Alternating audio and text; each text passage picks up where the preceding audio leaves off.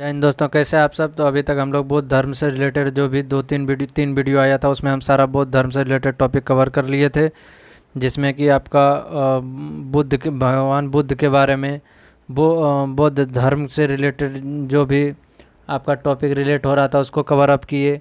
बुद्ध साहित्य के बारे में कवर कर लिए।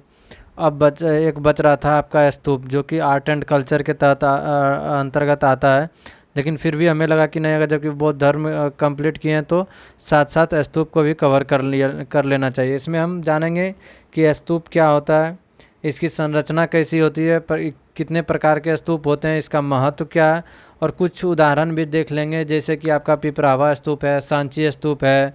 ये सारे जो भी स्तूप हैं, कुछ कुछ हम इसमें एग्जाम्पल भी देख लेंगे स्तूप के। जब संरचना प्रकार महत्व पढ़ रहे हैं तो कुछ उदाहरण पढ़ लेंगे, क्योंकि उदाहरण से रिलेटेड भी बहुत सारे क्वेश्चन पूछे जाते हैं एग्जाम में। तो चलिए कंटिन्यू करते हैं टॉपिक को। तो स्तूप का अर्थ एवं उद्भव कैसे हुआ। स्तूप बौद्ध स्थापत्य कला का प्रमुख स्मारक है। इसका मूल रूप अर्धगोलाकार या गुंबदाकार संरचना होती है, यानी कि इस प्रकार से ये स्तूप की संरचना होती है। और यहाँ पे छत्र लगे रहते हैं 3, और यहाँ पे प्रदक्षिणा पथ चारों साइड से बना हुआ रहता है। यहाँ पे तोरण द्वार बना रहता है। ये एक स्तूप का मतलब संरचना होता है, जो कि ये अर्धगोलाकार इसलिए कहा जाता है क्योंकि इसका जो संरचना ज़्यादातर अर्धगोलाकार ही देखने को मिलता है। उद्भव एवं उद्देश्य। बुद्ध का परिनिर्माण के बाद उनके अवशेषों को सुरक्षित रखने और उनकी स्मृति को अस्थायी रूप देने के लिए स्तूप निर्माण की परंपरा विकसित हुई। याद रखिएगा, ये यहाँ पे थोड़ा सा आप करेक्ट कर लीजिएगा कि स्तूप निर्माण की परंपरा विकसित बुद्ध के महापरिनिर्माण के बाद नहीं हुआ था, बल्कि इसका उनका अवशेष इसके महापरिनिर्माण के बाद इसमें रखा गया था, जिसे हर्मिका कहा जाता है। लेकिन बुद्ध की संरचना पहले से चली आ रही थी, बौद्ध धर्म से इसको रिलेट फिर किया गया बौद्ध धर्म से, लेकिन इसकी संरचना पहले से चली आती है, इसलिए मुख्यतः यह बौद्धिक संरचना नहीं है। बौद्ध यानी हम कह सकते हैं कि मुख्य रूप से ये बौद्धिक संरचना नहीं है, इसकी संरचना पहले से चली आ रही थी, बौद्ध धर्म इससे रिलेट हो गया। फिर स्तूप स्मृति एवं श्रद्धा का बौद्ध स्मारक, अवशेष धातु से संबंध, पूजा एवं प्रदक्षिणा का केंद्र, बौद्ध तीर्थ परंपरा में महत्वपूर्ण स्थान। स्तूप के बारे में आगे देखें तो स्तूप का मूल संरचना क्या है, तो वही ये छत्रावली है, ये आपका हर्मिका हो जाता है, ये गुंबद है आपका, ये मेधी या प्रदक्षिणा पथ है, ये वेदिका या तोरण द्वार है। यानी इसी तरह से चारों साइड बना हुआ रहता है। प्रदक्षिणा पथ और तोरण द्वार जो होता है वो 4 होते हैं। चारों साइड जो है 4 तोरण द्वार होते हैं, और आपका चारों साइड घूमने के लिए इसका प्रदक्षिणा पथ होता है। तंड जो है ये वेदिक गुंबद मुख्य अर्धगोलाकार गुंबद होता है। हर्मिका जो है अंड के ऊपर स्थित चौकोर घेरा होता है, ये वाला। ये सबसे पवित्र स्थान माना जाता है। स्तूप का सबसे पवित्र स्थान इसी को माना जाता है, क्योंकि बौद्ध द्वारा जो भी उपयोग किया हुआ वस्तु, नहीं तो उसके अंग जो है इसी में रखा जाता है, इसलिए इसको सबसे पवित्र स्थान माना जाता है। यष्टि या छत्र, ये जो है यष्टि है और ये छत्र है। और द्वादार धुरी और छत्रावली। वेदिका तोरण घेराव और प्रवेश द्वार, यही ये वेदिका तोरण जो है घेरा हुआ रहता है बाउंड्री टाइप से, और चारों साइड तोरण द्वार होता है। छत्रावली ऊपरी भाग होता है जिसमें सम्मान आध्यात्मिक ऊंचाई का प्रतीक है। ये यष्टि ऊर्ध्वाधर धुरी होता है जो छत्रावली को सहारा देता है। मेधी जो है या प्रदक्षिणा पथ जो है परिक्रमा के लिए ऊंचा मार्ग चबूतरा होता है। तोरण जो अलंकरण युक्त प्रवेश द्वार होता है, ये ध्यान रखिएगा कि ये अलंकरण युक्त होता है, जो कि प्रवेश द्वार होता है। हर्मिका जो अंड के ऊपर छोटा चौकोर घेरा होता है, जो कि सबसे पवित्र स्थान माना जाता है। अंड जो है स्तूप का मुख्य गुंबदाकार भाग होता है। वेदिका स्तूप को घेरने वाली रेलिंग या घेरा होता है। धातु या अवशेष कई स्तूपों का संबंध पवित्र अवशेषों से रहा है। आगे देखें तो स्तूप के प्रकार। स्तूप का देखिए ये 4 प्रकार होता है। जैसे एक शारीरिक स्तूप। शारीरिक स्तूप उसे कहा जाता है जिसमें बुद्ध एवं उसके शिष्य का अस्थि अवशेष रहता है, जैसे कि अब दांत हो गया, केस हो गया, नाखून आदि रखे जाते हैं, वो शारीरिक स्तूप कहा जाता है। ये तो शब्द से स्पष्ट है कि शारीरिक स्तूप है, तो इसमें उसके अंग रहेंगे, दांत, केस, नाखून। याद रखिएगा केवल बुद्ध का नहीं, बुद्ध एवं उनके प्रमुख शिष्यों के भी रहते हैं। जैसे यहाँ पे बुद्ध का है, वहाँ उनके कोई शिष्य का है। हर एक जगह जो बना हुआ रहता है स्तूप, शारीरिक स्तूप, उसमें अंग ही रहते हैं। और दूसरा आता है आपका पारिभौतिक या पारिभौमिक भौतिक स्तूप कहा जाता है। इसमें जो है बुद्ध से संबंधित पवित्र उपयोग वस्तुओं और स्मृति वस्तुओं से जुड़े होते हैं। वही इसमें बुद्ध द्वारा जो उपयोग में लाए गए वस्तुएं होता है, जैसे कि चरण पादुका है, आपका चरण पादुका हो जाए, जो कि बुद्ध जो है प्रयोग में लाया था। बुद्ध के हाथ में आप देखते होंगे एक भिक्षा पात्र होता है। इस तरह से जो वस्तु जहाँ रखा रहता है वो उसे पारिभौमिक स्तूप कहा जाता है। औदेशिक स्तूप उसे कहा जाता है जो बुद्ध के जीवन से संबंधित तथा उनके यात्रा से पवित्र हुए स्थान पर बनाए जाते हैं, वो उन स्थानों पर बनाए जाते हैं, उसे उद्देशिक स्तूप कहा जाता है। चौथा होता है संकल्पित स्तूप। इसमें जो है बौद्ध अनुयायियों द्वारा जो है विभिन्न स्थानों पर बनाए जाते हैं, जो ये आकार में छोटा होता है, भक्तों द्वारा श्रद्धा संकल्प के रूप में निर्मित होता है, लेकिन ये आकार में जो है छोटा होता है। जैसे शारीरिक स्तूप है, पारिभौमिक स्तूप है, औदेशिक स्तूप है, वो सबसे ये छोटा होता है संकल्पित स्तूप। स्तूप का जो है धार्मिक एवं सांस्कृतिक महत्व क्या है? बुद्ध एवं उनके उपदेशों की स्मृति को स्थायी बनाना, पवित्र अवशेषों धातुओं का संरक्षण, भक्तों के लिए पूजा ध्यान और प्रदक्षिणा का केंद्र, बौद्ध तीर्थ परंपरा के विकास में महत्वपूर्ण भूमिका निभाता है। तोरण एवं वेदिका पर जातक कथाओं और बुद्ध प्रतीकों का अंकन मिलता है। प्रारंभिक बौद्ध कला में बुद्ध के स्थान पर प्रतीकों का प्रयोग होता था। जैसे आपको पहले हम डिस्कशन किए थे आपके साथ हीनयान और महायान, जिसमें कि हीनयान में जो है बुद्ध को प्रतीकों के द्वारा दर्शाया गया, यानी भगवान बुद्ध को जो है भगवान न मान के एक बौद्धिक प्राणी माना गया, ना कि भगवान हो गया। वो तो महायान में फिर मूर्ति पूजा प्रारंभ हो गया, भगवान को बुद्ध को भगवान माने जाने लगा।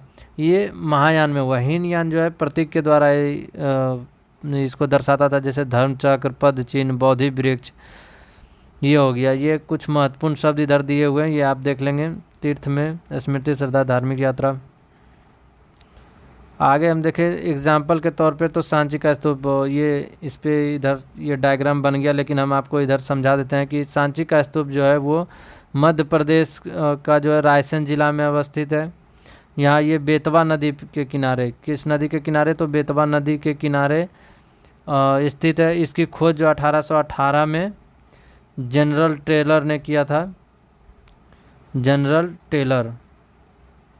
ये यूनेस्को द्वारा विश्व धरोहर सूची में शामिल किया गया। यूनेस्को द्वारा जो है सांची के स्तूप को विश्व धरोहर सूची में शामिल किया गया है।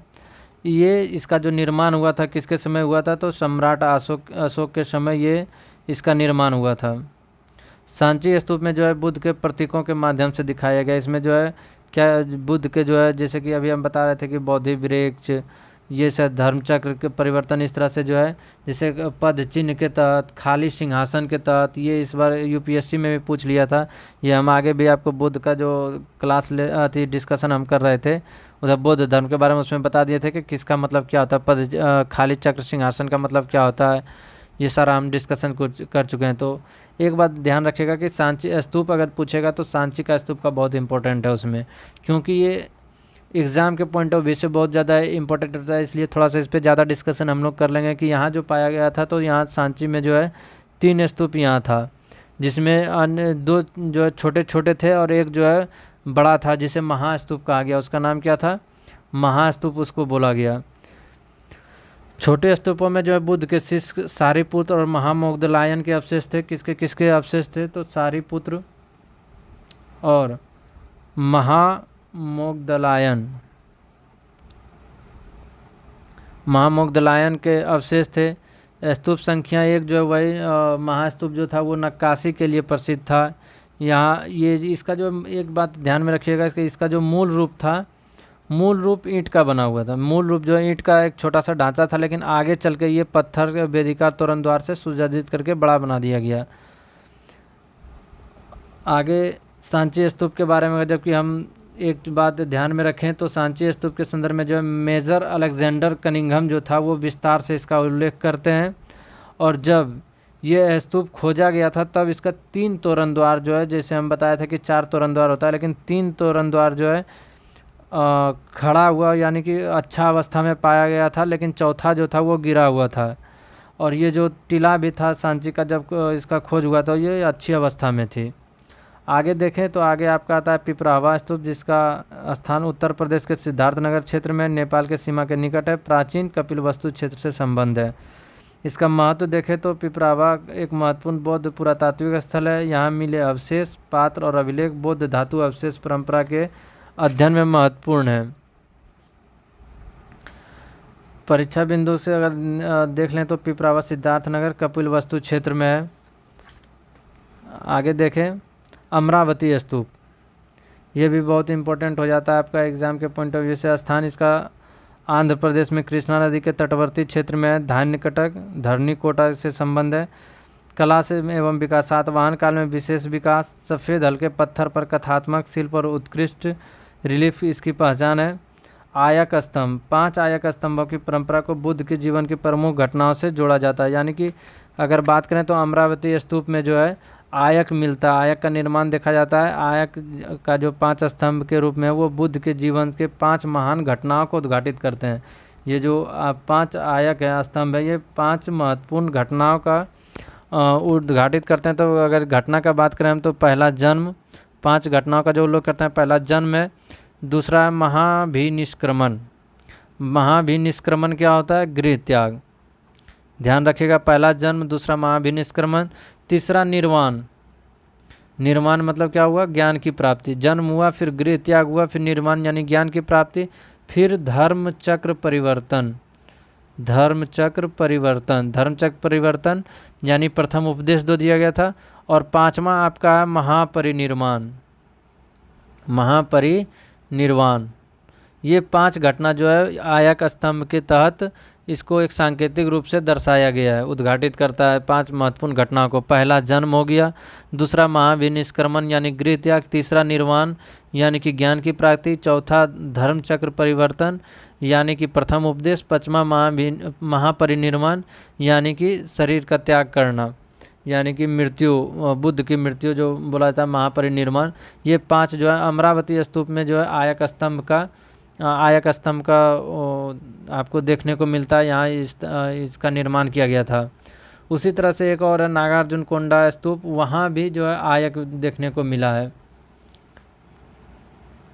देखिए आप बता रहे थे नागार्जुनकोंडा स्थान आंध्र प्रदेश में कृष्णा नदी घाटी के स्थित प्रमुख बौद्ध पुरातात्विक केंद्र है। ये ऐतिहासिक संदर्भ बात करें तो इक्ष्वाकु शासकों के समय बौद्ध धर्म और स्थापत्य को संरक्षण मिला। अनेक स्तूप, विहार और शिल्प अवशेष प्राप्त हुए। नागार्जुनकोंडा जो है कृष्णा नदी घाटी इक्ष्वाकु संरक्षण के तहत था। एक है धमेक स्तूप जो कि सारनाथ में है। धमेक स्तूप कहाँ है? तो सारनाथ में, वाराणसी के निकट सारनाथ में।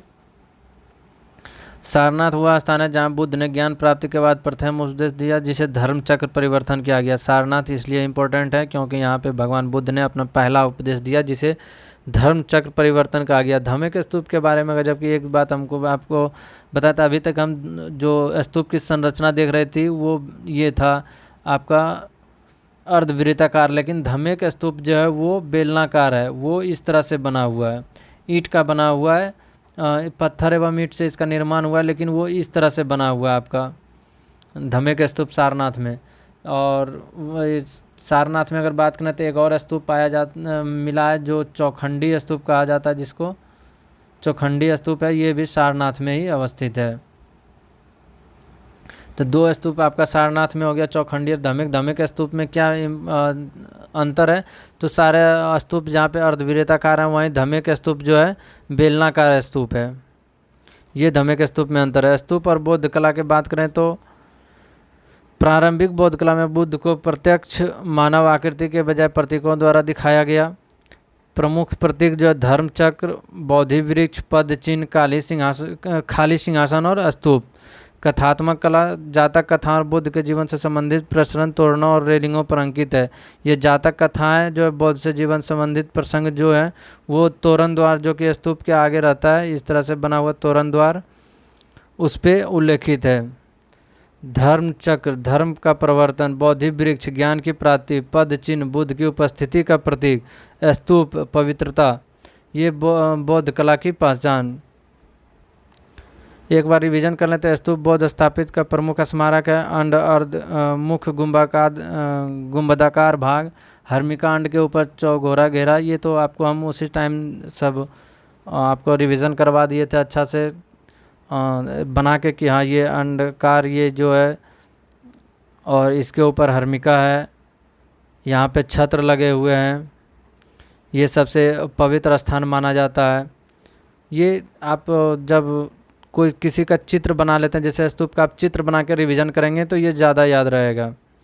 इसी तरह ये स्तूप से रिलेटेड था। अगर जबकि आगे होगा उस तरह से, तो हम चैत्य और विहार में क्या अंतर होता है, चैत्य विहार बौद्ध और जैन दोनों से जुड़ा हुआ है, तो इसके ऊपर भी एक आपका वीडियो लेके आएंगे जो कि आर्ट एंड कल्चर के तहत ही आता है। ये चैत्य विहार स्तूप ये आर्ट एंड कल्चर के तहत आता है, तो इसको भी हम कवर कर लेंगे अगले वीडियो में। मिलते हैं अगले वीडियो में, तब तक के लिए जय हिंद।